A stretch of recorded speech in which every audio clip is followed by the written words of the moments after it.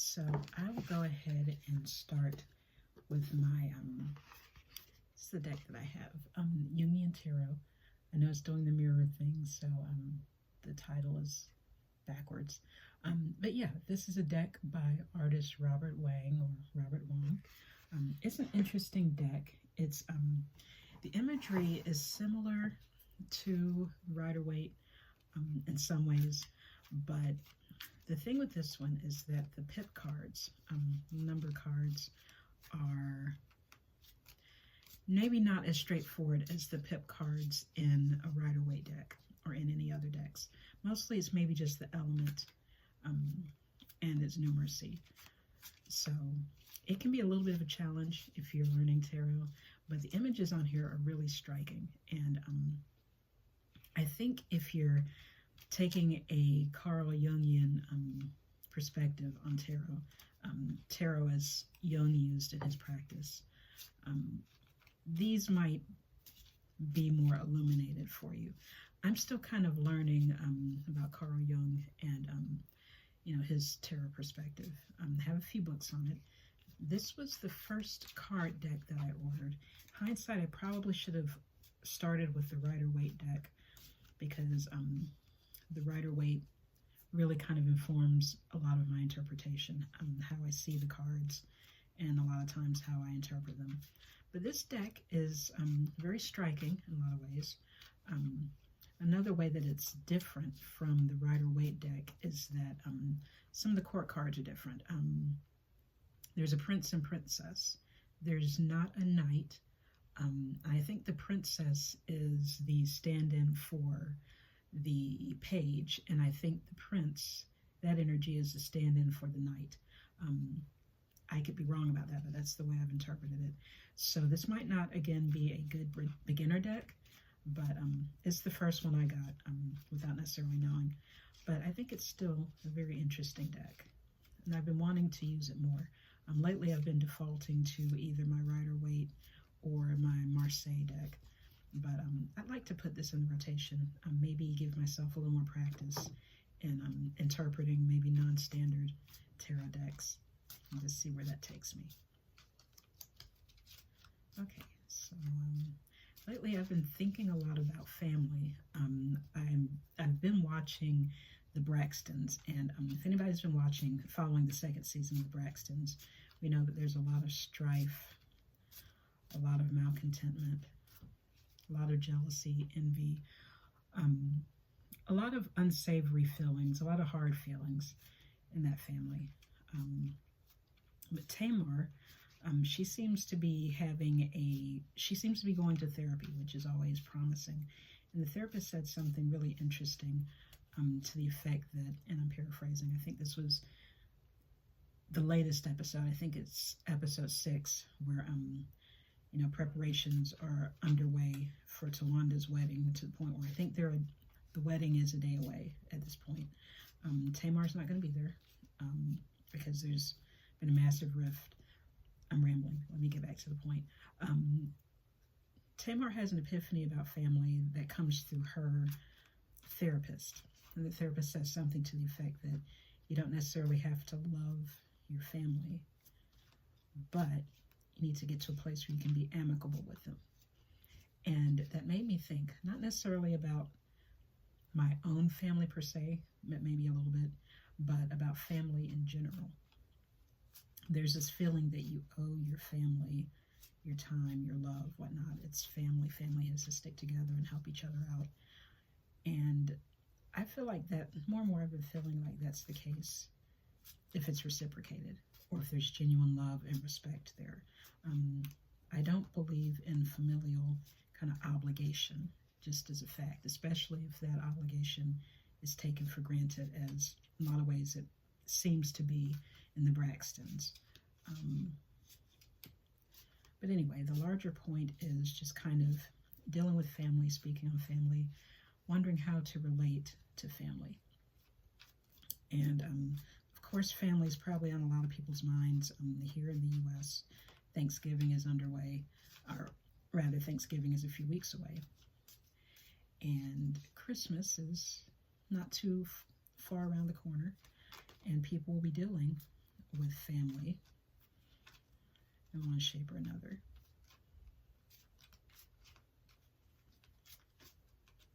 And they'll be dealing with maybe different dynamics that they are dealing with out of obligation. Not necessarily on the best terms with estranged family or even close family in some instances. So I guess my question for Spirit is, what do I need to know? And I think I'm going to put this in the context of my family first, and then maybe as Spirit is guiding me, maybe I can seek some clarity that perhaps will resonate with you as well.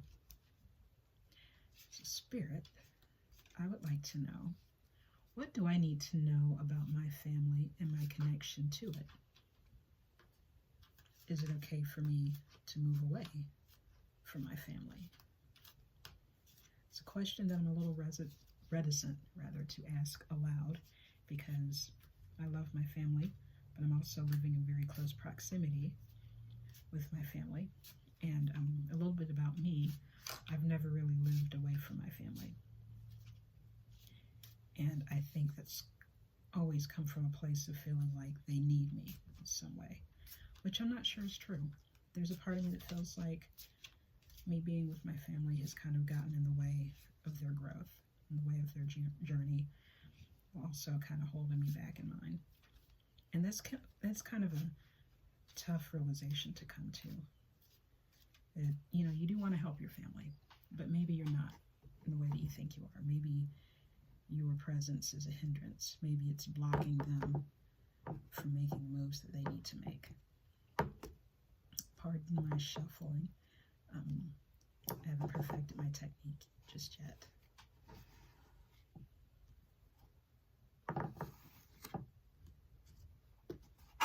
Okay, I'll give it a few more shuffles.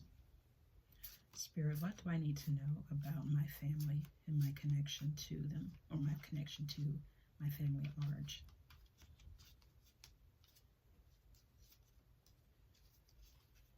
Is it okay for me to move away from my family? Will they be all right if I move away? Will they be all right if I move away?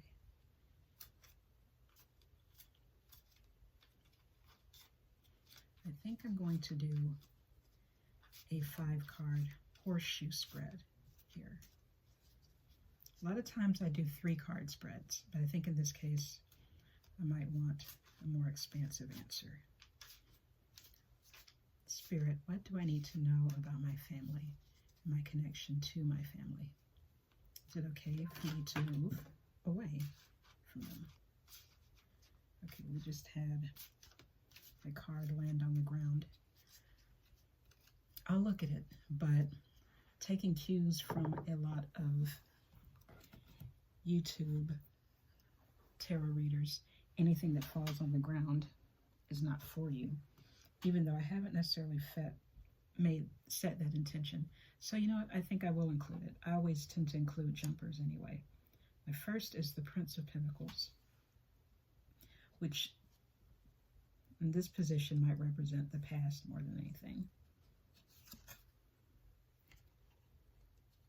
8 of Cups, just a card about moving away. 9 of Swords.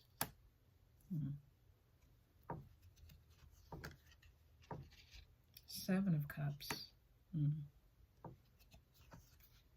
And Princess of Swords. Let's see. You can't necessarily see the layout from here. Oh. Here's, I don't know how much of that is going to pick up on the screen, but it's kind of the layout here.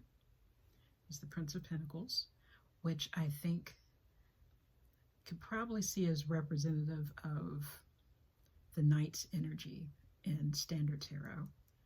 And then we have the 8 of Cups, which tends to be a card that signifies moving on, that signifies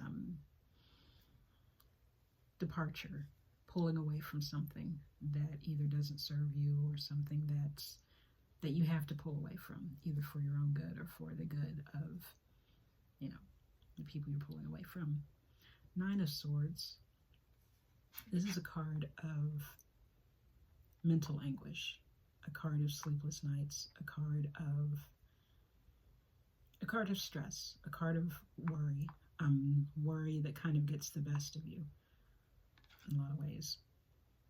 And the Seven of Cups can be a card of confusion, a card of lots of choices, but maybe an inability to make those choices, or a fogginess, a haziness, lack of clarity when it comes to choices.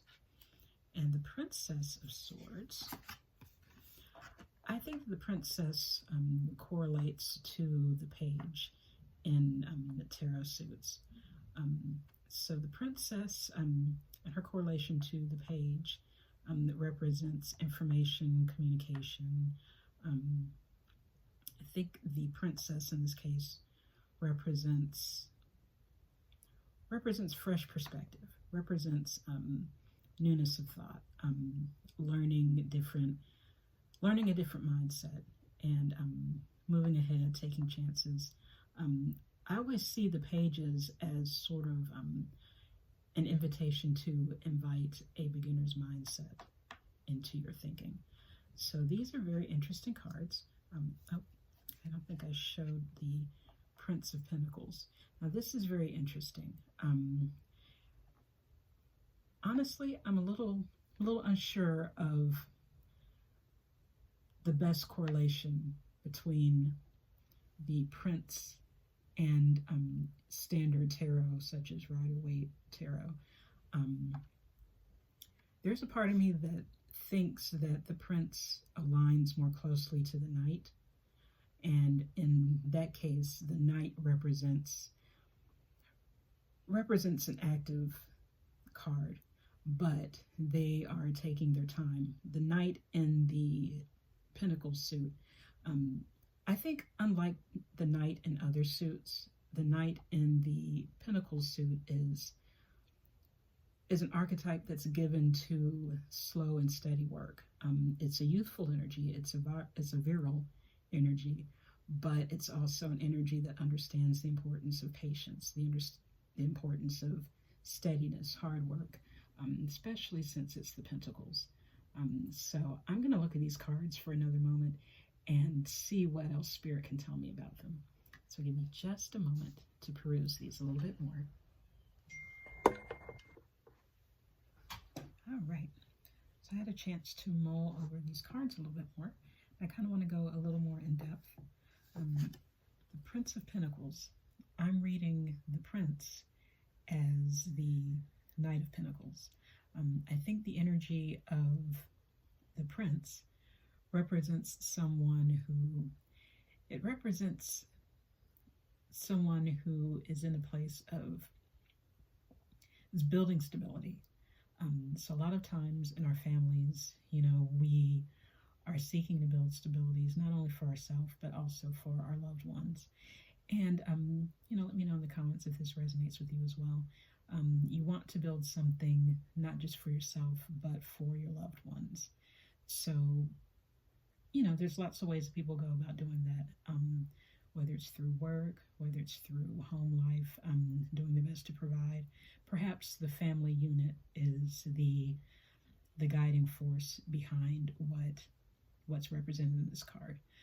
So I think a lot of people in families, they come from a good place of wanting to look after the people they care about.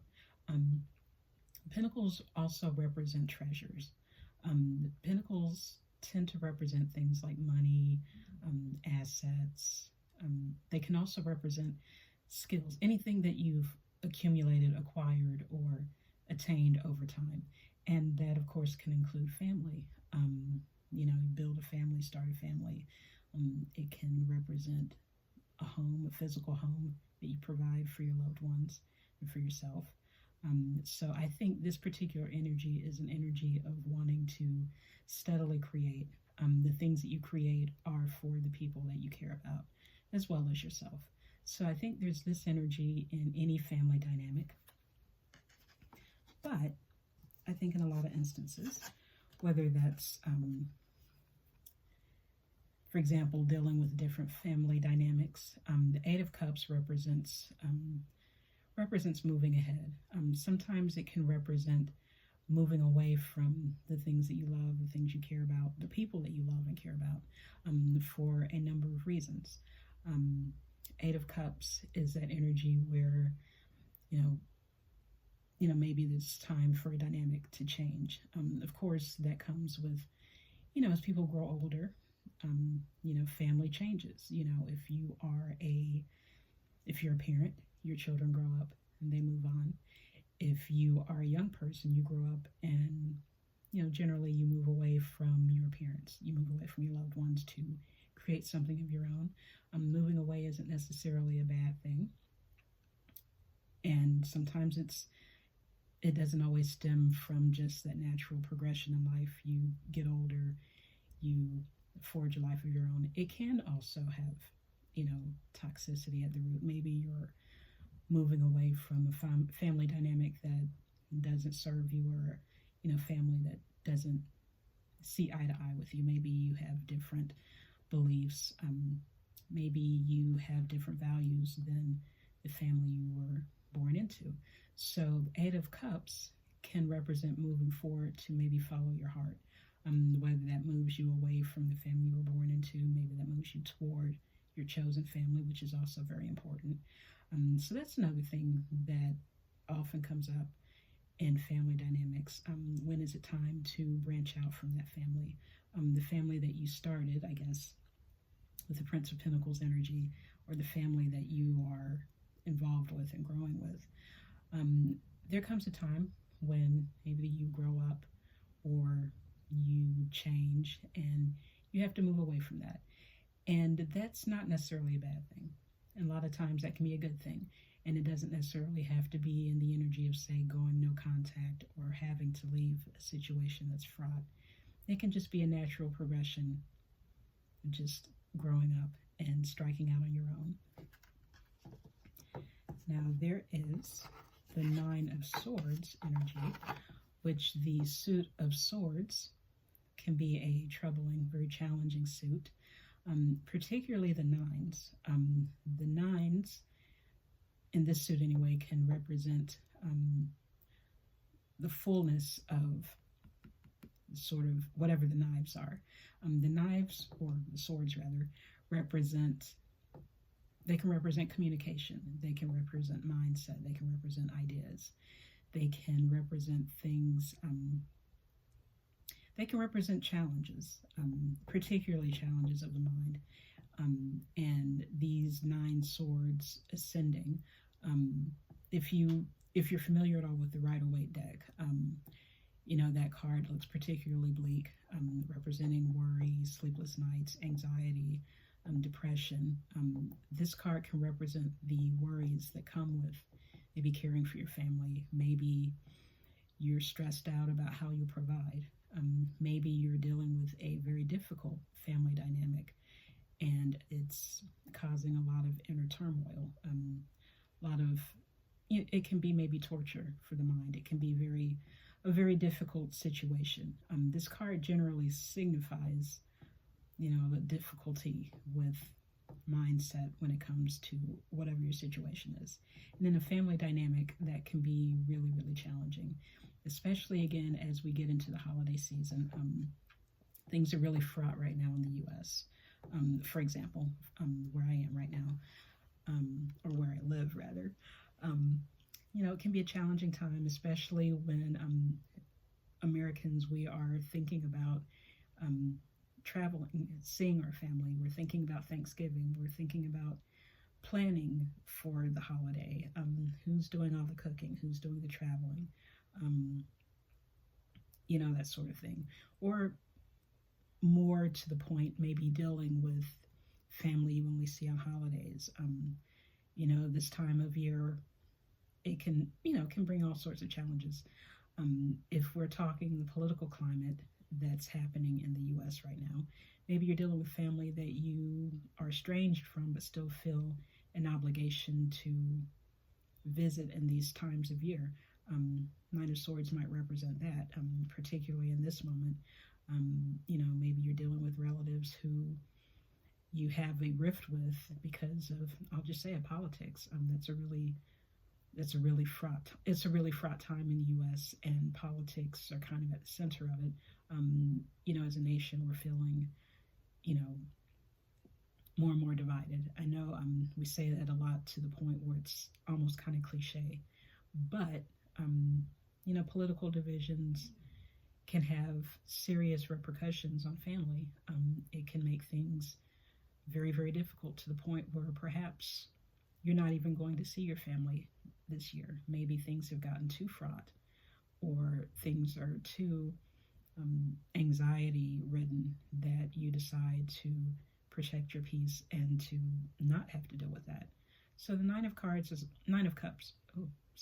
Swords rather. It's an interesting card that comes up when we're talking about family. Which maybe brings us to the Seven of Cups, which might bring us to a place of what do you do in a situation like this. The Seven of Cups represents kind of cloudiness, mixed feelings, maybe perhaps confusion, or just lack of clarity in a situation. And you can maybe wonder, what do you even do when it comes to your family dynamics? In light of, say, the turmoil that might come, represented in the Nine of Swords. Does this mean that you opt out of seeing them? Does this mean that you explore other options? Perhaps you have a bunch of different options for how to deal with family. Maybe there's some family that you spend time with, some family that you just don't see at all. Can you figure out ways to deal with your family? Is it worth it to you just have that connection to maybe deal with an uncle or an aunt, or with grandparents that, maybe you only see once a year, and it's your family duty, your obligation to, just grin and bear it because this is your family. Maybe going back to the Prince of Pentacles, these are the people that you love, the people that you provide for, the people who are maybe your inspiration for going out and, doing the things, living your life, achieving your goals. And of course, Pentacles, again, which I think can be represented by family. They're your treasures on earth. Ideally, you have family that you treasure and that you strive to create the best life possible for. And maybe that can be challenged, whether it's political climate, whether it's just family dynamics, whether that's your growth as a person and you moving ahead in life or going your own way. Maybe that leads to a lack of clarity about your own family. It can also be kind of confusing in fraught situations why certain family, why they believe certain things, why they feel certain ways. Perhaps, just confusion, as far as feelings, people, hurt feelings, misunderstandings, things of that nature, things that cause confusion or lack of clarity or strife. And then, of course, is our Princess of Swords, which I think she correlates again with the Page of Swords. What might be a good solution is finding a way to adopt a different mindset, a different perspective when it comes to family. Finding ways to have empathy, finding common ground, finding ways to refine your communications with them. Since the Princess/Page can represent a beginner's mindset, this card might represent an opportunity to start again with your family. This might represent an opportunity to maybe look at things from a different perspective. Invite yourself to maybe look at things from a family member's perspective who might have different life experiences to yours. It doesn't necessarily mean that you have to agree with your family on things. At best, you can maybe come to a place of agreeing to disagree. You might be at a place with your family where And it reminds me of the episode of The Braxtons again that I watched. You're at a place where maybe you're not in the most loving place with them. Maybe you can't just hang out with them, kiki, that sort of thing. Maybe you're not there yet, and maybe it'll be a situation where you might not ever be there again if you ever were there. But the Princess of Swords might represent getting to a place of amicability. There is something in that family unit, it's worth it to you to maintain those connections. I also understand that for a lot of people it's worth it. Their peace is above everything, so there's just no way to keep certain connections. And I realize that that can be the situation for a lot of family dynamics. I think this can, of course, go back to the Eight of Cups. But if there is a kernel of something there it's worth holding on to, maybe it's worth it for family traditions, maybe it's worth it for a few family members, it's worth keeping that connection to an extent. Or maybe you're in a position where you can't necessarily completely go no contact. You can't completely extricate yourself from family. You have to find a way to make it work. I think the Princess of Swords represents finding a way to make that work and it being a positive thing, not necessarily just out of obligation, but you find a way to connect to your family's humanity, connect to the things that make them individuals, connect to the things that make them wonderful human beings, just like anybody else has the potential to be. It's maybe seeing the good in a family dynamic. If you can't see quite eye to eye, if you can't respect a person's beliefs, you can respect their right to have those beliefs. So you can respect their personage or their individual lived experiences that maybe bring them to those beliefs. So I think this card represents adopting a different mindset when it comes to your family and your loved ones. Not a shallow peace, not a peace that's just being quiet, grinning and bearing it, but a peace that comes through trying to understand, adopting an empathetic sort of mindset towards your family. And it's okay to, maybe keep them at arm's length. Maybe you're in a family that you only see on the holidays, and that's fine. You reach a point where you're your own person. You definitely have the right to move on in your life's journey. My phone is about to fall. Oh, pardon me. You have a right to move on and to live your life as you see fit. Follow your beliefs, follow your heart, follow your desires. But as you're doing that, maybe come together for Turkey Day, come together for Christmas or whatever holidays you celebrate, or just family reunions or just opportunities of togetherness, even if it's short-lived. Oh, did I belch? Oh, pardon me. I think this video is getting a little long, so I'll wrap it up. But yeah, I like what the Princess of Swords represents when one's thinking about their family, thinking about ways to figure out their place in a family dynamic. And this doesn't necessarily have to represent one person, and this doesn't necessarily have to be you all the time, but it might be a good way of keeping you, or rather it might be a good way to extend grace to others if you consider adopting the Princess of Swords mindset. Again, it doesn't mean you have to sit back and allow somebody to, for example, make racist jokes or say or do things that are offensive, without, maybe finding a meaningful way to call them out on it. It doesn't have to come from a place of rancor, but I think the Princess of Swords, embodying her energy, invites us to engage in a different mindset or adopt a different mindset when dealing with our family, our loved ones. You can have empathy, but you don't have to keep the peace per se, as far as abiding things that go against your values just for the sake of keeping peace. There was a really interesting way of somebody putting this. Let's see. I think disharmony isn't danger, and silence isn't harmony necessarily. Silence doesn't necessarily mean peace.